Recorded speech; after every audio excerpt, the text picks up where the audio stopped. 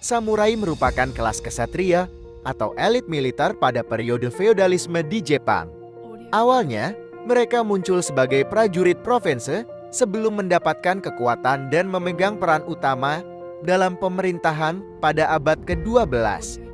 Pada masa itu, Jepang mulai dikuasai oleh para diktator yang dikenal sebagai shogun, dan samurai menjadi unsur kunci dalam struktur sosial dan politik. Dalam konteks sejarah, istilah samurai ini juga merujuk pada prajurit yang pada awalnya dikenal sebagai bushi di Jepang.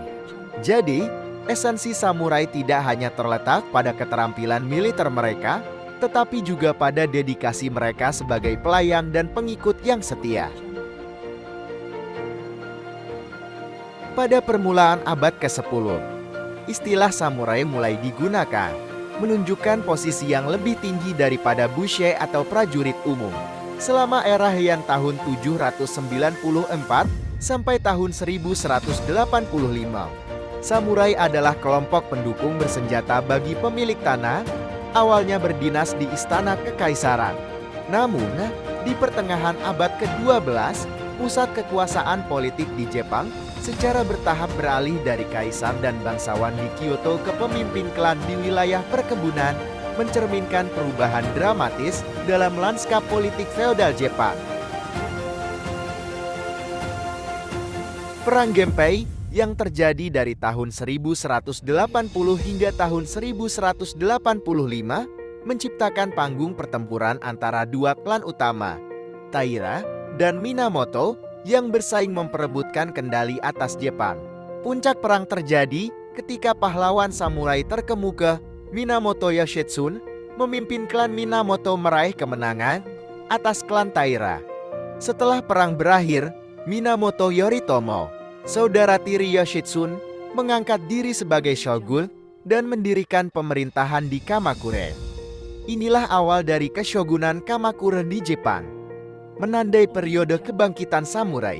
Status istimewa samurai dan otoritas Yoritomo sangat tergantung pada kekuatan militer mereka, menjadikan izin dari Yoritomo sebagai prasyarat untuk disebut sebagai seorang samurai. Senjata merupakan aspek integral dalam kehidupan seorang samurai, dan senjata utama mereka pada awalnya adalah tokuto, sebuah pedang lurus ramping yang digunakan pada zaman kesatria abad pertengahan. Namun, seiring berkembangnya teknik pembuatan pedang, samurai beralih ke pedang melengkung yang kemudian menjadi ikonik sebagai katana.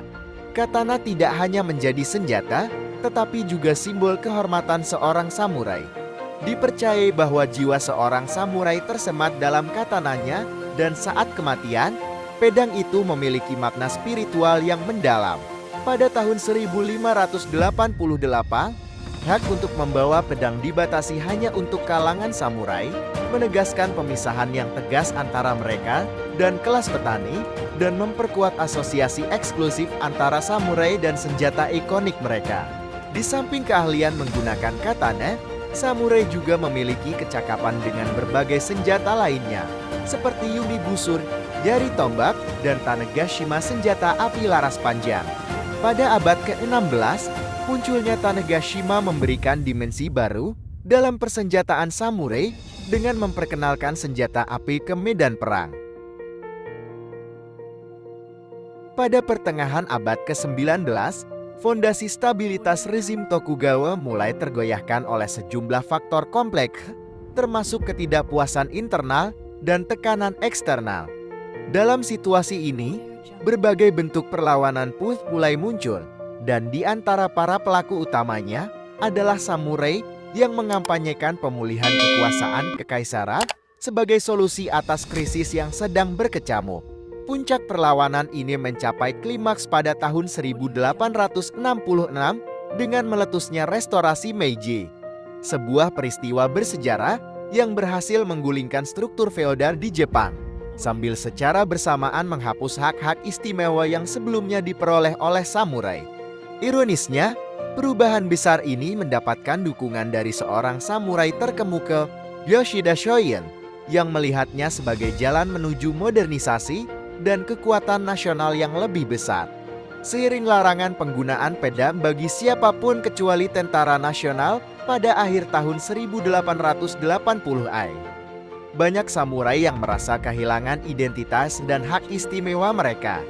Beberapa di antara mereka memilih untuk memicu pemberontakan, melawan perubahan radikal, sementara yang lain bergabung dengan organisasi yang terkenal kejam, mencari jalur baru dalam realitas yang semakin modern.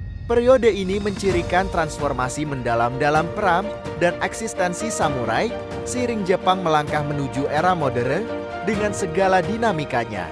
Selain menjadi babak baru dalam sejarah Jepang, restorasi Meiji membawa dampak mendalam bagi kelangsungan dan perubahan budaya yang telah dikenal selama berabad-abad, terutama di kalangan elit prajurit yang dulu begitu menonjol.